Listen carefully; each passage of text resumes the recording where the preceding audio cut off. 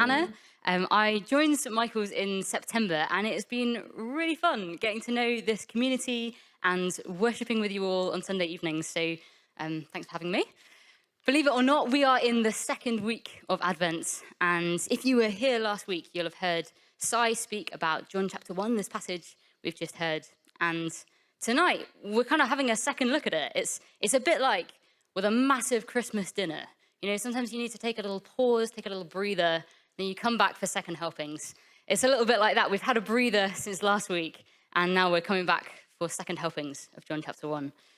So last week, Si looked at Jesus outside in, and the fact that in Jesus, God himself has come to live among us.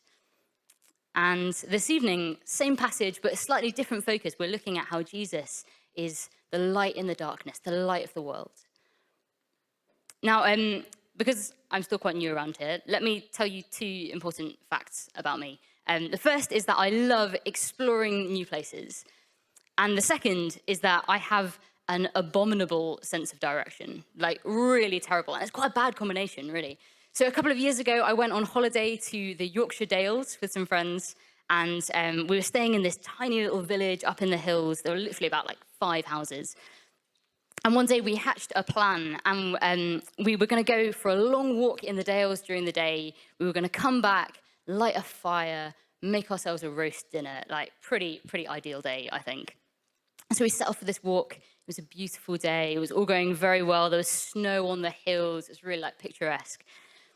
But as the walk went on, I became less confident, I would say, about where we were. You know, when you look at the map and you look at your surroundings, and they're just not quite the same. and the path we were on was feeling a little bit less like a path. And I was just sort of losing confidence in this, and it got to the point where we were sort of wading through heather up to our waists, at which point you think we've probably lost the path. And eventually the sun started to go down, and it was getting darker and colder, and our roast dinner was feeling like a distant dream.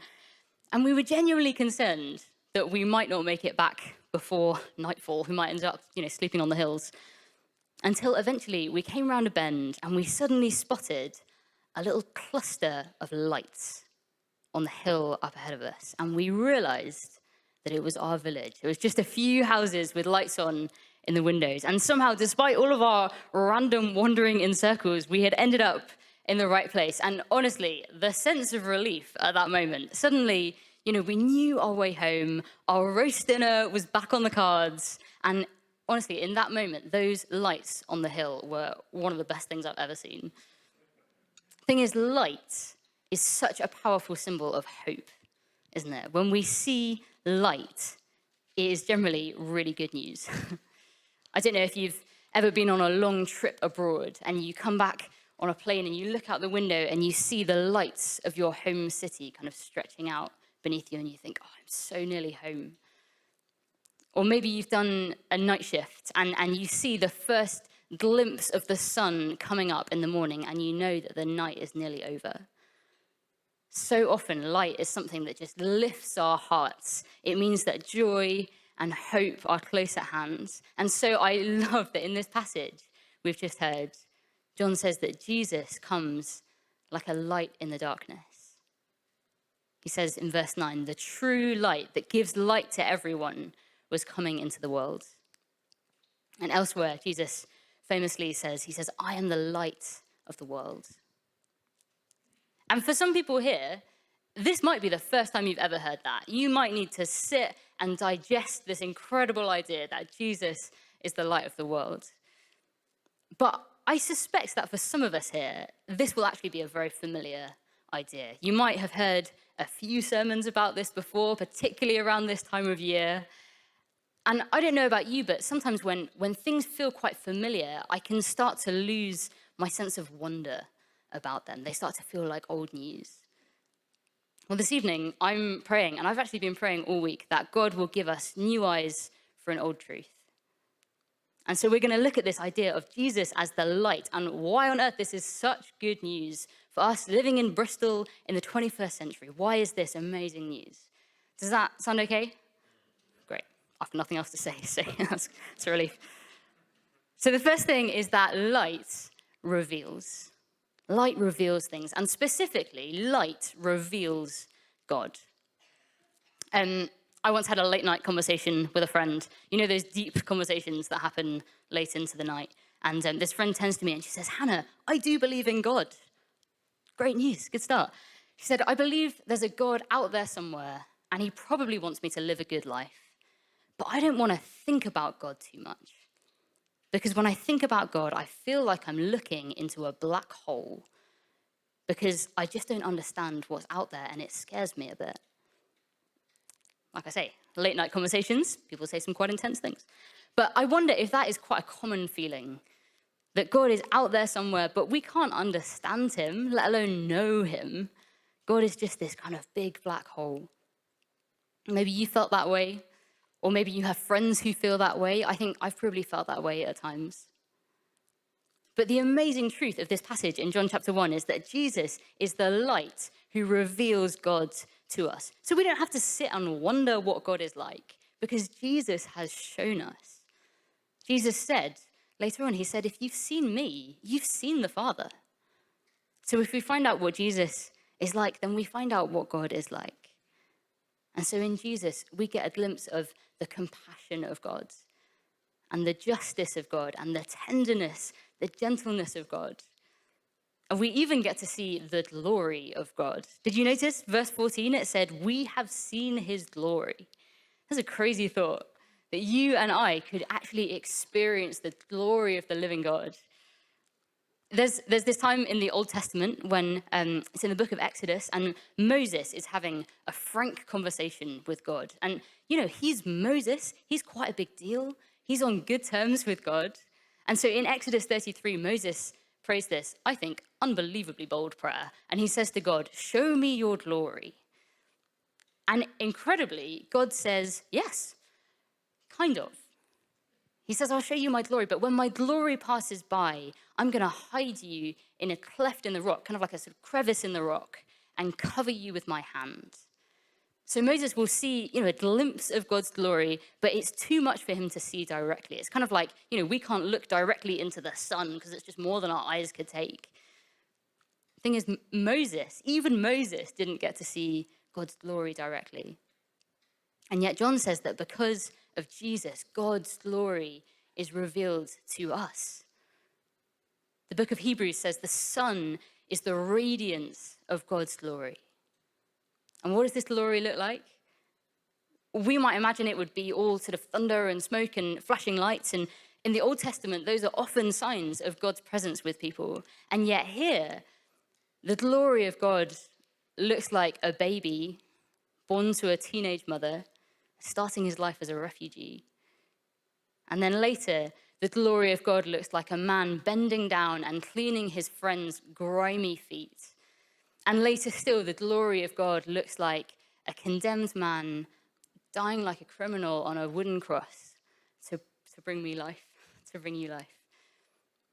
And the thing is, in all these things, Jesus is showing us what God is like. It says in verse 18, "No one has ever seen God, but the one and only Son has made him known." And if right now you're wanting to know a bit more of God for yourself, one place you could start is diving into the stories of Jesus' life. Here's a little practical idea. There are 21 short chapters in John's Gospel, and we've already read half of chapter 1. So if you took a chapter each day during Advent, you could read the whole story by Boxing Day. Maybe that could be a way that you use this Advent season just to see more of God for yourself. Just a suggestion. Jesus is the light who reveals God. And then the second thing is that the light brings truth. Light brings truth. Light shows us how things really are, doesn't it? If you're looking for a Christmas present for your friend, you very kindly go and buy them some earrings, and you might hold them up to the light to see if they're really good quality, see if they're the real deal. And likewise, Jesus, the light of the world, he comes to show us how things really are. It says twice in this passage that Jesus brings truth. Jesus, he comes and he exposes some of the lies of the world. There are so many things that claim to bring us happiness, but actually just leave us feeling a bit cold and empty. There are things that claim to be worth worshipping, but just let us down in the end. And in the light of Jesus, we see those things for what they really are. And you know, this light, it also reveals what's inside of us. Everything inside of us. The good, the bad, the ugly.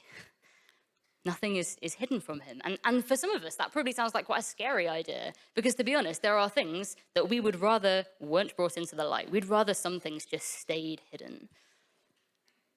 And yet, we actually have no reason to fear. Because did you notice, Jesus doesn't just bring truth, he brings grace and truth.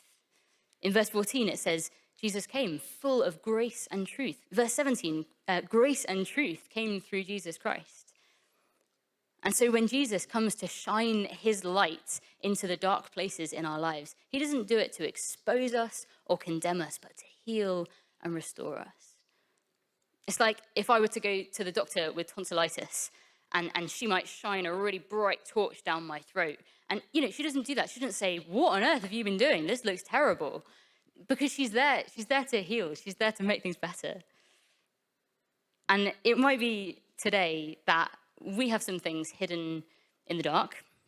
Maybe there are some things in our lives that it's quite hard to talk about.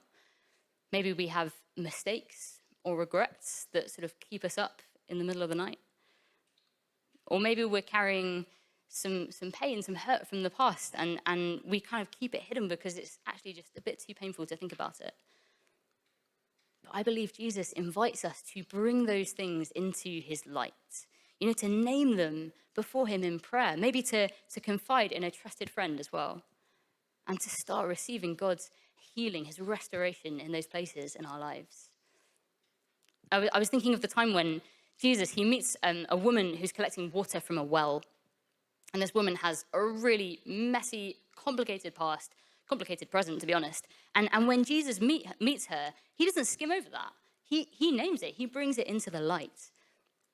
But he speaks to her with such grace and compassion and kindness. He offers her new life, eternal life. And arguably, this woman has the honor of becoming the first ever evangelist. She goes and tells the whole village, come and see a man who told me everything I ever did. See, the light, it brings truth, not to expose us or condemn us, but to bring freedom, forgiveness, healing. And I wonder if there's anything that God might be inviting you to bring into his light this evening. And if so, we would absolutely love to pray with you later in the service. We'll make a bit of space for that. But do just be thinking, is there anything that you would want to bring into the light of Jesus today? So light reveals God, it brings truth. And finally, light beats darkness. Let's be honest, the world can feel like quite a dark place sometimes. You know, sometimes it can feel overwhelming when we read the news, we hear about terrible accidents, we hear about people losing their lives, crossing the channel, COVID causing chaos around the world. I mean, I don't need to go on. You've probably got examples that come to mind. And we know that it's not just outside. The world can feel dark inside us sometimes too. And Christianity doesn't deny the existence of darkness. I don't think I could be a Christian if it did. But actually, the Bible is really frank and real about the reality of darkness in the world. And yet, it also says that darkness does not have the last word. Verse 5 in this passage says, the light shines in the darkness, and the darkness has not overcome it. Let me say that again. It's so good. The light shines in the darkness, and the darkness has not overcome it. In other words, this light beats darkness. This light pushes back the darkness. I love how the theologian Leslie Newbigin put it. He says, there's no peaceful coexistence of light and darkness. The business of light is to banish darkness. And we see that. When Jesus walks the earth, he goes around pushing back the darkness wherever he goes. You know, he heals people with stigmatizing illnesses, and the darkness is pushed back. And he gives dignity to people who are at the very bottom of the social pile, and the darkness is pushed back. And he shows mercy and compassion to people who are just suffocating with religion, and the darkness is pushed back. And eventually, he goes to the cross, and he's whipped, and he's mocked, and his best friends abandon him. And it says, actually, that literal darkness came over the land when he was on the cross. And just for a moment, it looks like the darkness might have won, that the light of the world has actually been extinguished. Except this is the light that cannot be overcome. And very early in the morning, when it's still dark, a woman goes to the tomb and she finds it empty. And it's empty because the light of the world has done an inside job on death, and suddenly everything has changed. And Jesus has pushed back the power of sin and shame and darkness, and he's made a way for us to live in the light and to have a relationship with the God who's loved us since before we were born. And that's not that every hardship and struggle suddenly, gets magically fixed in our lives. He never promises us that, but it means that within those times of hardship and struggle, we can have this unshakable hope. Jesus came into this world once, and he promises that he will come again, and he will banish the darkness once and for all. And so we get to live in this place of hopeful expectation. I was thinking it's a bit like my mum, who absolutely hates winter. And she is obsessed with the days getting longer. And so from the 22nd of December onwards, after the shortest day, she gets this little glint in her eye. And she'll just keep saying randomly, apparently, the days are getting longer. And even though it's 4 o'clock and it's pitch black outside already, she's saying the days are getting longer. And she's just so excited by the fact that we're going in the right direction, just the very idea that spring is coming. And just like that, we get to live with this sense of expectation. Even when the darkness at times can feel overwhelming, we can hold on to the truth that the light has come and he will come again. And for us now, living in Bristol in the 21st century, Jesus says that when we believe in him, we become children of light. He uses that phrase. And so in that, his purpose becomes our purpose. We get to be people who go around pushing back the darkness wherever we go. And I know that probably sounds a bit grand and lofty, but I suspect that we do this in just incredibly ordinary ways. By showing hospitality to people who are often overlooked, and by resisting cynicism and choosing to speak words of life and encouragement into the people around us. And we do it in prayer when no one's looking and patting us on the back for it, but still doing the hard graft of prayer for our neighborhoods and our families and our friends. And we do it by speaking the name of Jesus in places where that name is normally just a swear word. We speak the name of Jesus and push back the darkness. We get to be children of light wherever we go. And I wonder what that means for you in this next week ahead, in the places you're going, in your uni halls or your offices or your streets. What does it mean to be children of light? Not because we're these perfect, shiny people who set an example, but because we've seen a glimpse of the light of the world and we can't help but share it. This light, it reveals God, it brings truth, and it beats darkness. This is amazing news for us. So just to close, there's a line in my favorite Christmas carol. I wonder if it's yours as well. And it says, "A thrill of hope, the weary world rejoices, for yonder breaks a new and glorious morn." And that is more than just good songwriting. That is a truth we can hold on to. That's a truth we can set our feet on. And it's a powerful prayer we can pray.